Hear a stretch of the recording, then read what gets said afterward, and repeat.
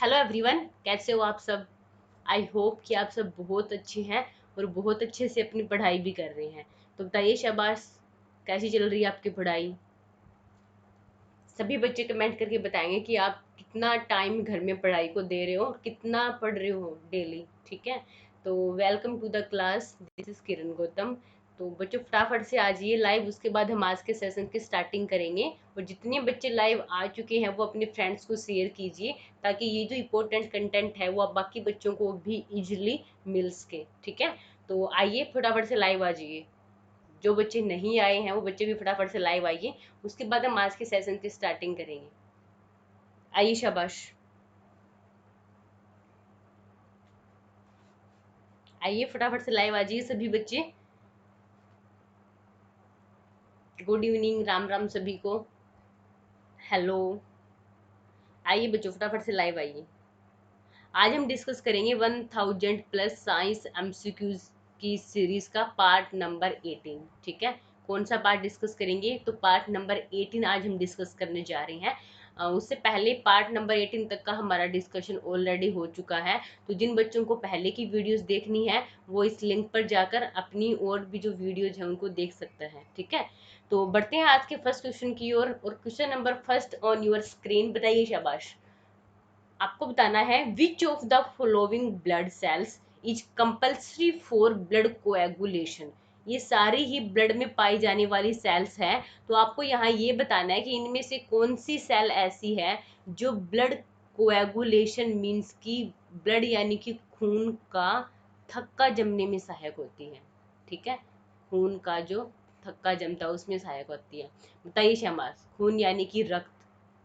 ठीक है, तो आपको बताना है कि इसमें से कौन सी सेल है जो ब्लड कोएगुलेशन यानी कि ब्लड को फ्लो होने से बचाती है, उसका थक्का जमा देती है थोड़ी देर बाद, जिससे कि ब्लड का फ्लो जो है वो कंटिन्यूअसली नहीं होता, रुक जाता है कुछ टाइम बाद।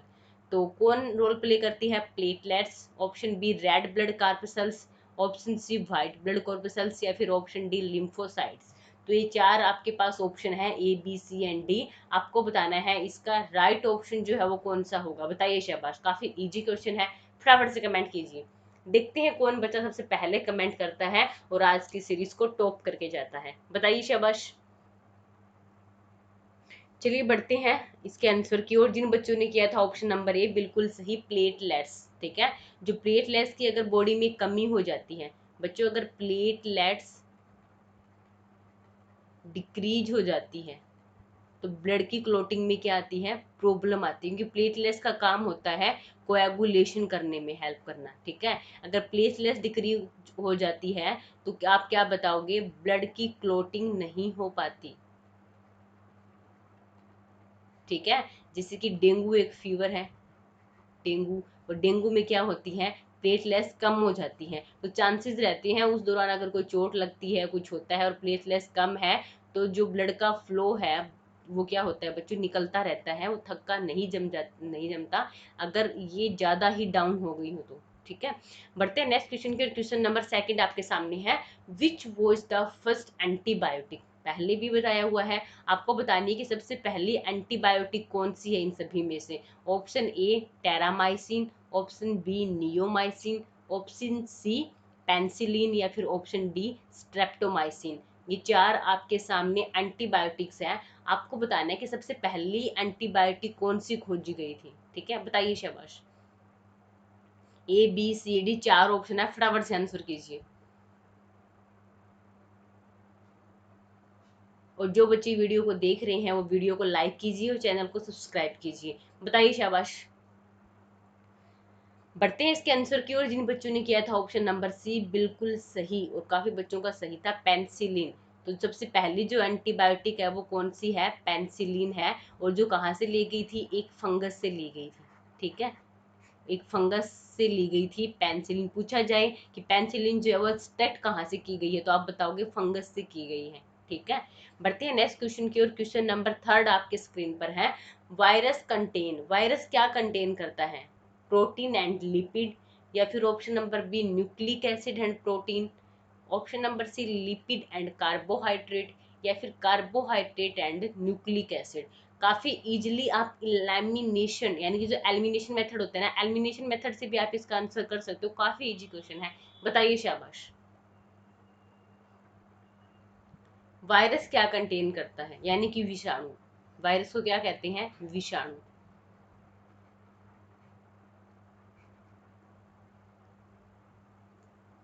चार ऑप्शन है, फटाफट से कमेंट कीजिए कि राइट आंसर जो है वो आपका क्या रहेगा।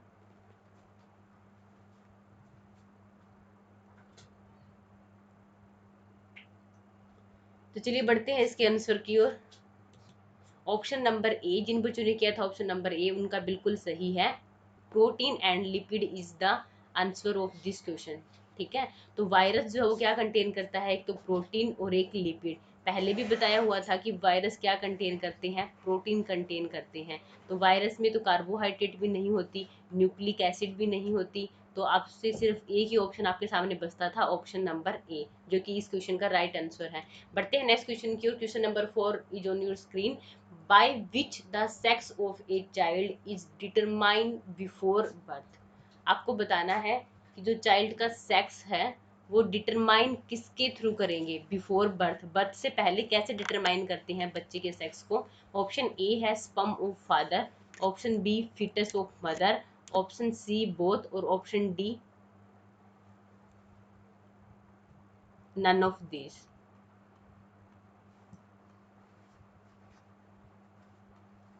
ठीक है, चार ऑप्शन आपके पास, आपको इसका राइट आंसर बताना है, फटाफट से बताइए।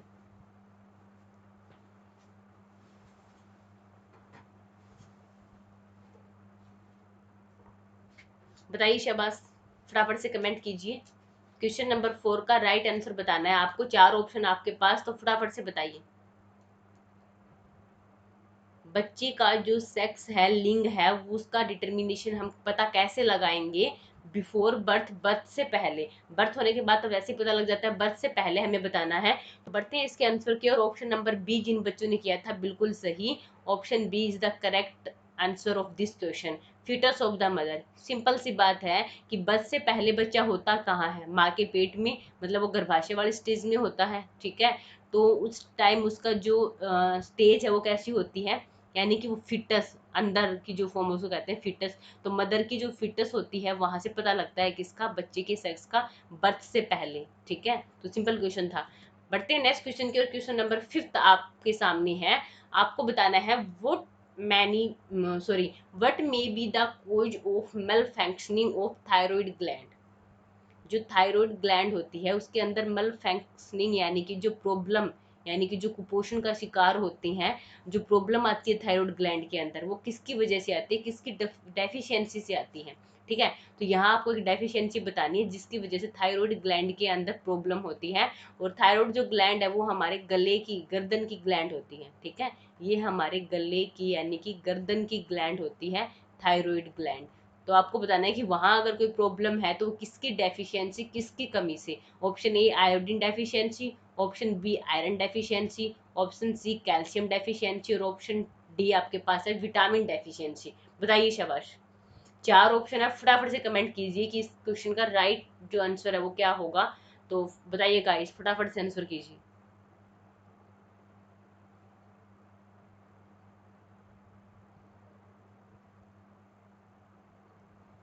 देखते हैं कौन सबसे पहले आंसर करता है। काफी इजी क्वेश्चन है ये भी, तो आप बता सकते हो इजीली। बताओ शाबाश। तो बढ़ते हैं इसके आंसर की ओर। जिन बच्चों ने किया था ऑप्शन नंबर ए बिल्कुल सही, आयोडीन डेफिशिएंसी। ठीक है, आयोडीन की कमी से होता है एक गोइटर नाम की एक डिजीज। आयोडीन की कमी से होती है गोइटर, जिसको हिंदी में कहा जाता है बच्चा घींगा रोग। ठीक है, हिंदी में क्या कहते हैं उसको, घींगा। जो कहाँ होती है, थायराइड यानी कि गले के पास, जो आपकी गर्दन है उसमें स्वेलिंग आ जाती है बाहर की ओर, काफी ज्यादा वो सूजन आ जाती है, सूज जाता है। ठीक है, तो वो होती है गोइटर यानी कि घेंगा रोग, जो कहाँ है, थायराइड ग्लैंड में। किसकी डेफिशिएंसी से, आयोडीन की डेफिशिएंसी से होते हैं, यानी कि नमक की कमी से। अगर पूछा जाए आयरन डेफिशिएंसी, तो आयरन की कमी से होता है एनीमिया। ठीक है,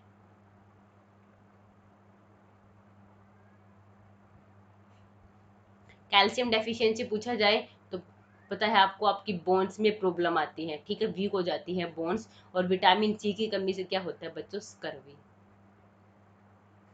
ठीक है, बढ़ते हैं नेक्स्ट क्वेश्चन के, question number 6 on your screen, which of the following is a natural die. आपको इसमें से नेचुरल डाई बतानी है। सबसे फर्स्ट ऑप्शन आपके पास क्रिस्टल वोयलेट, ऑप्शन बी आपके पास है एनिलीन ब्लू, ऑप्शन सी है एलिजारिन, और ऑप्शन डी है फिनोप्टलीन। बताइए शाबाश। चार ऑप्शन है, आपको बताना है कि इसमें से नेचुरल डाई कौन सी है। बाकी तीन होगी सिंथेटिक डाई, ठीक है, सिंथेटिक, और एक आपको इसमें से मिलेगी नेचुरल डाई। तो आपको यहाँ बतानी है कि नेचुरल डाई कौन सी है।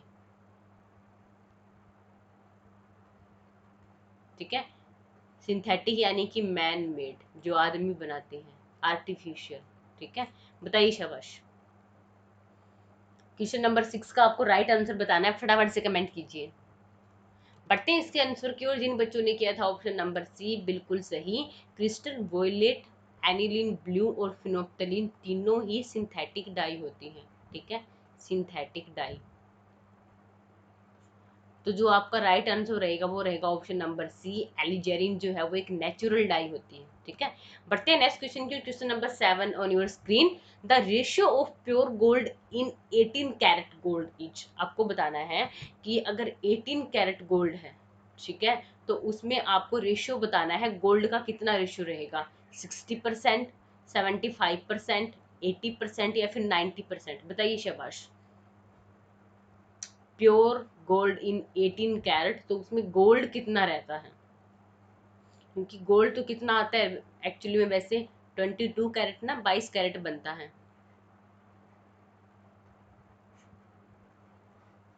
क्योंकि 2% इसमें क्या मिलाया जाता है, जिंक। बताइए शाबाश। लेकिन आपको यहाँ 18 कैरेट में बताना है, यहाँ 22 कैरेट में तो ऑलमोस्ट 95% क्या रहता है, गोल्ड रहता है। आपको बताना है 18 कैरेट में जो गोल्ड की अमाउंट है वो कितनी होती है। बढ़ते हैं इसके आंसर की, और जिन बच्चों ने किया था ऑप्शन नंबर बी बिल्कुल सही, 75%। ठीक है, 18 कैरेट गोल्ड के अंदर 75% अमाउंट होती है किसकी, तो आप बताओगे गोल्ड की। बाकी जो होता है वो क्या होता है बच्चों, इम्प्यूरिटीज होती हैं। ठीक है, यानी कि गोल्ड के साथ मिलाया जाता है, जिंक भी मिला सकते हैं, एल्यूमिनियम को भी मिला सकते हैं। ठीक है, बढ़ते हैं नेक्स्ट क्वेश्चन की ओर, question number 8 on your screen, diamond is harder than graphite because of. Diamond जो है वो ज़्यादा हार्ड होता है, काफ़ी हार्डर स्ट्रक्चर होती है डायमंड की, बट ग्रेफाइट जो है वो उसके कंपैरिजन में क्या होता है, सॉफ्ट होता है। रीजन क्या है उसके पीछे, option A difference in layers of atom, या फिर option number B tetrahedral structure of diamond, या फिर option number C difference in crystalline structures, या फिर option number D none of these. बताइए शाबाश। चार ऑप्शन है, आपको रीजन बताना है कि गोल्ड सॉरी डायमंड हार्ड क्यों होता है, किसके कंपैरिजन में, ग्रेफाइट के कंपैरिजन में। दोनों ही कार्बन से बनने वाले हैं, कार्बन के अप्रूव होते हैं, एलोट्रोप्स ऑफ कार्बन। तो दोनों में बताना है कि एक हार्ड क्यों होता है और एक सॉफ्ट क्यों होता है, रीजन क्या है दोनों के पीछे। बताइए शाबाश।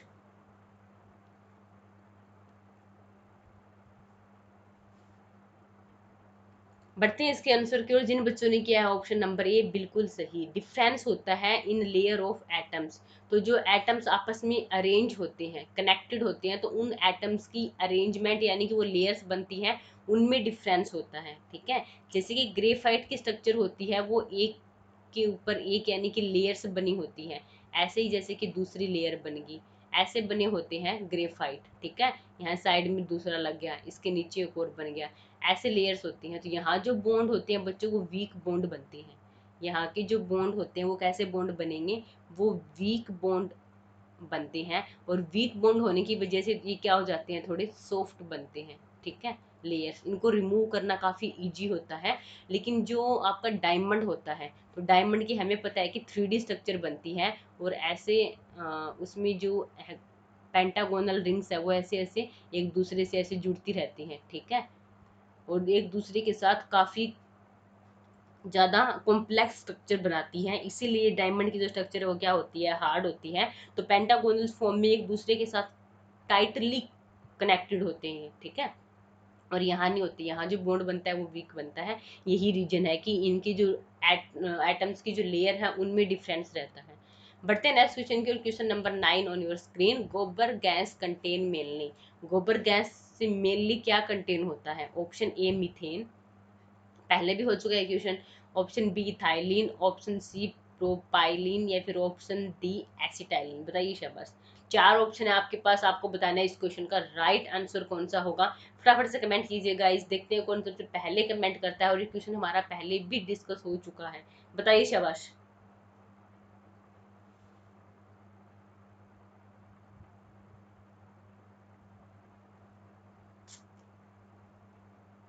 चलिए बढ़ते हैं इसके आंसर की और जिन बच्चों ने किया ऑप्शन नंबर ए बिल्कुल सही, मीथेन। कौन क्या कंटेन होता है? मीथेन, जो कि गैस है, मीथेन कंटेन होती है CH4, इसका फॉर्मूला होता है मीथेन का। बढ़ते हैं नेक्स्ट क्वेश्चन की, question number 10 on your screen. Which of the following element is non radio active? आपको इसमें से बताना है कि कौन सा ऐसा एलिमेंट है जो नॉन रेडियो एक्टिव होता है, यानी कि इसमें से जो रेडियो एक्टिव नहीं है। तीन ऐसे होंगे जो रेडियो एक्टिव एलिमेंट होंगे और एक ऐसा है जो नहीं होगा। तो ऑप्शन ए आपके पास है uranium, option B thorium, option C plutonium, और ऑप्शन डी जिरकोनियम। बताइए शाबाश। ऐसा कौन सा है जो आपका नॉन रेडियो एक्टिव एलिमेंट है?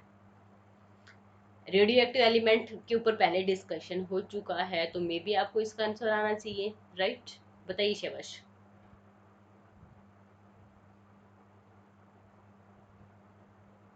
फंस गए हैं? बढ़ते हैं इसके आंसर के, और ऑप्शन नंबर डी बिल्कुल सही, जिरकोनियम जो है वो इसका राइट आंसर है। ये एक रेडियो एक्टिव एलिमेंट नहीं है। इससे पहले हमने डिस्कस किया था जो रेडियो एक्टिव एलिमेंट है यूरेनियम जिसको कहा जाता है, और यूरेनियम से ही क्या लेते हैं? प्लूटोनियम। तो दोनों ही रेडियो एक्टिव एलिमेंट है, और थोरियम भी क्या है? रेडियो एक्टिव एलिमेंट है कौन नहीं? तो आप बताओगे डी जिरकोनियम। बढ़ते हैं नेक्स्ट क्वेश्चन की, question number 11 on your screen. A passenger standing in a bus, ठीक है, एक पैसेंजर यानी कि एक पर्सन कहाँ स्टैंड कर रहा था? एक बस में। इज थ्रोवन आउटसाइड, वो क्या हुआ? थ्रो यानी कि आगे की ओर गिरा, outward. When the bus takes a sudden turn, कि जैसे ही बस ने एक सडनली टर्न लिया, एक मतलब जो मोड़ आता है, बस ने टर्न लिया, तो हैपन ड्यू टू, क्या हैपन हुआ, मतलब ऐसा क्या हुआ था, क्या घटना, क्या रीजन होगा उसके पीछे कि बस के टर्न करते ही वो जो पर्सन है वो थ्रो आउटवर्ड आगे की ओर गिरा? Option A outward pull on him, क्या आउटवर्ड उसको अपनी ओर पुल कर रहा था? Option B inertia of motion, क्या यहाँ इनर्शिया ऑफ मोशन का जो ला है वो काम करेगा? या फिर option C change in momentum, या उसके मोमेंटम में कुछ चेंज आया था? या फिर चेंज इन एसिलरेशन, या फिर उसके एसिलरेशन में कुछ चेंज था? बताइए शाबाश। चार ऑप्शन है आपके पास, आपको बताना है इस क्वेश्चन का राइट आंसर क्या होगा, कौन सा ऑप्शन जो है वो इसका बिल्कुल सही होगा। बताइए शाबाश, फटाफट से कमेंट कीजिए।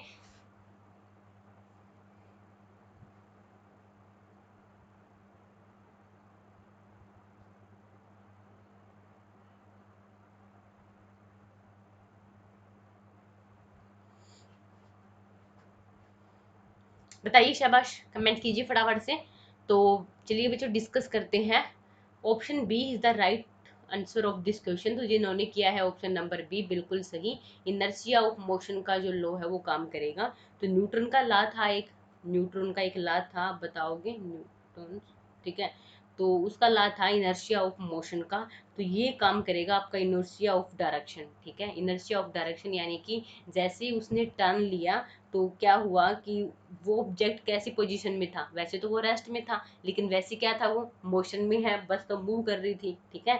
तो वहाँ लॉ ऑफ इनर्शिया काम करता है कि अगर जैसे ही वो डायरेक्शन चेंज करते हैं और फोर्स अप्लाई होता है, तो पर्सन्स क्या होते हैं? आउटवर्ड यानी कि आगे की ओर जाकर थ्रो होते हैं, ठीक है। तो लॉ ऑफ यानी कि इनर्शिया ऑफ मोशन का यहाँ यूज होगा।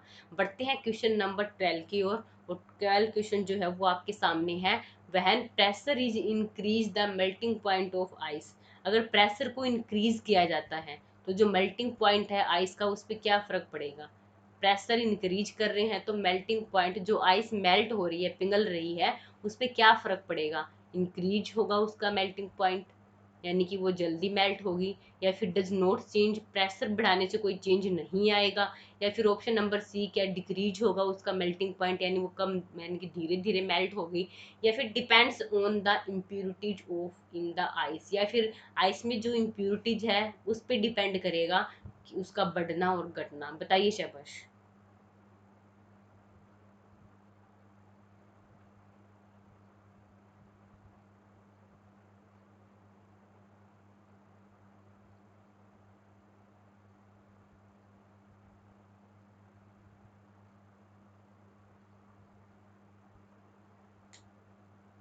बताइए फटाफट से कमेंट कीजिए। तो बढ़ते हैं इसके आंसर की ओर। जिन बच्चों ने किया था ऑप्शन नंबर सी बिल्कुल सही, डिक्रीज होगा। ठीक है, अगर हम प्रेशर बढ़ा देते हैं तो जो मेल्टिंग पॉइंट होता है आइस का वो कैसा हो जाएगा बच्चों, डिक्रीज हो जाएगा, कम हो जाता है। और प्रेशर कम करते हैं तो कैसा होगा वो, आपका मेल्टिंग पॉइंट इसका बढ़ जाएगा, इंक्रीज हो जाएगा। ठीक है, याद रखना इस चीज को। बढ़ते हैं नेक्स्ट क्वेश्चन की। Question number 13 on your screen. Longitudinal wave can not travel through. आपको बताना है कि जो लॉन्गिट्यूडनल वेव है वो कैन नॉट ट्रेवल थ्रू किसके अंदर से ट्रेवल नहीं करती, यानी कि नहीं गुजरती। Option A vacuum, option B solid, option C liquid, option D gas. बताइए शाबाश। लॉन्गिट्यूडनल वेव है वो किसके अंदर से नहीं गुजरती। जो लॉन्गिट्यूडनल वेव है वो एक मैकेनिकल वेव की तरह ही काम करती है, मैकेनिकल वेव। ठीक है,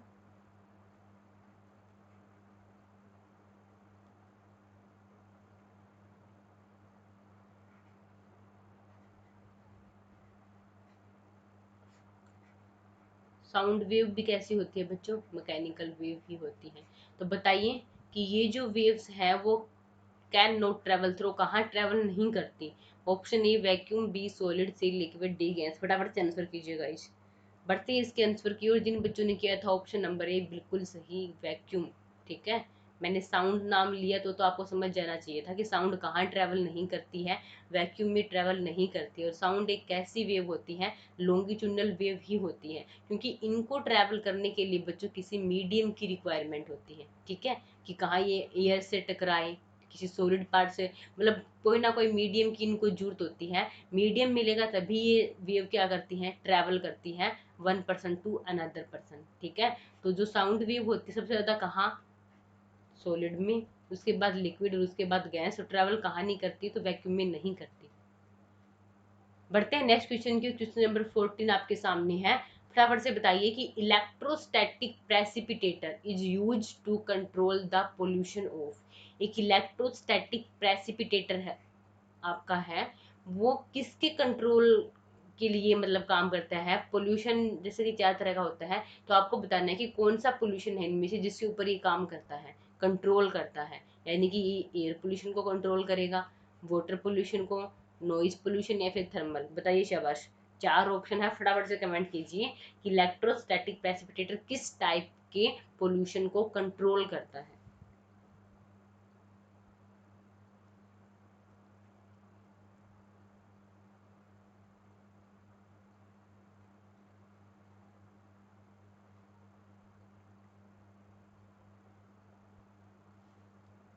फटाफट से कमेंट कीजिएगा, बताइए शाबाश, फटाफट से कमेंट कीजिए। क्वेश्चन नंबर 14 का राइट आंसर बताना है आपको। देखते हैं कौन सबसे पहले बताता है। तो डिस्कस करते हैं। Option A is the right answer. तो जिन बच्चों ने किया था ऑप्शन नंबर ए बिल्कुल सही, एयर। तो ये जो इलेक्ट्रोस्टैटिक जो आपका लगाया जाता है प्रेसिपिटेटर का, जो एक पूरा मतलब सेटअप किया जाता है, वो किसके कंट्रोल के लिए किया जाता है, एयर के कंट्रोल के, एयर पोल्यूशन के कंट्रोल के लिए किया जाता है। जैसे बड़ी बड़ी जो फैक्ट्रीज होती हैं वहाँ से निकलने वाला जो मतलब आपका पोल्यूशन होता है, जो एयर को क्या करते हैं, डिस्टर्ब करते हैं, तो वो उनको क्या करते हैं, वहीं के वहीं रिमूव करने का काम करता है। यानी कि वो कंट्रोल करते हैं किस पे, एयर पोल्यूशन पे। कौन, इलेक्ट्रोस्टैटिक प्रेसिपिटेटर। बढ़ते हैं नेक्स्ट क्वेश्चन की ओर। आज का last question, question number 15। The sky appear blue because of. Sky है वो ब्लू अपीयर होती है, रीजन क्या है इसके पीछे वो आपको बताना है। Sky appear blue because of. Option A है atmospheric water vapour, option B scattering of light, sorry, option C reflection on sea water, या फिर option D emission of blue wavelength by the sun. बताइए शाबाश। आपको बताना है कि the sky appear blue because of, sky blue क्यों appear होती है। आसमान है वो नीला क्यों दिखाई देता है, रीजन क्या है उसके पीछे? सबको पता है इस क्वेश्चन का, तो फटाफट से आंसर कीजिए बच्चों, बताइए। शाबाश, बहुत अच्छा फ्रेंड्स, वेरी गुड, फटाफट से आंसर करो, कमेंट करो भाई, कमेंट। ठीक है, तो बढ़ते हैं इसके आंसर की ओर। जिन बच्चों ने किया था ऑप्शन नंबर बी बिल्कुल सही, स्कैटरिंग ऑफ लाइट की वजह से। तो ये जो फिनोमिना काम करता है वो कौन सा फिनोमिना काम करता है बच्चों? स्कैटरिंग ऑफ लाइट का फिनोमिनन काम करता है। तो ब्लू लाइट सबसे ज्यादा क्या होती है? स्कैटर होती है। ठीक है, जो ब्लू लाइट है वो सबसे ज्यादा स्कैटर होती है। ठीक है, किसके थ्रू? जो एयर के पार्टिकल्स होते हैं ना, एयर पार्टिकल्स एटमॉस्फेयर में, ठीक है, उनके थ्रू क्या होती है, ये सबसे ज्यादा स्कैटर होती है, इसीलिए हमें आसमान कैसा दिखाई देता है? नीला। तो किसकी वजह से? स्कैटरिंग ऑफ लाइट की वजह से। तो ये थे आज के 15 क्वेश्चन, आज के लिए इतना ही। तो फटाफट से कमेंट कीजिए कि किस बच्चे ने क्या स्कोर गेन किया, आउट ऑफ 15 आपने कितना स्कोर गेन किया, फटाफट से बताइए। शाबाश, सारे बच्चे कमेंट करेंगे, सभी बताएंगे आउट ऑफ 15 आपने कितना स्कोर गेन किया है, कितने मार्क्स आए हैं आपके 15 में से। और सच्चाई बतानी होती है, झूठ नहीं बोलना होता। अभिषेक एक आधी बार झूठ बोल देता है, एक दो क्वेश्चन ऐसे जाते हैं जिनका वो आंसर नहीं करता, लेकिन फिर भी वो यूं कहेगा कि मैम इतने इतने आगे, बट फिर भी सारे बच्चों में तो हाईएस्ट उसी के होते हैं, लेकिन एक दो क्वेश्चन में वो भी कर जाता है गड़बड़, है ना। तो बताइए आउट ऑफ 15 आपका क्या स्कोर है? चलिए, जिसने हाईएस्ट मार्क्स गेन किए हैं, congratulations, thanks for watching guys. ठीक है, अगर आप नए हो तो चैनल को सब्सक्राइब कीजिए और बेल आइकन को प्रेस कीजिए, और वीडियो पसंद आ रही है तो वीडियो को लाइक और शेयर करना ना भूलें। ठीक है, तो आज के लिए इतना ही, मिलेंगे कल की क्लास में इसी टाइम, तब तक के लिए टेक केयर, बाय बाय।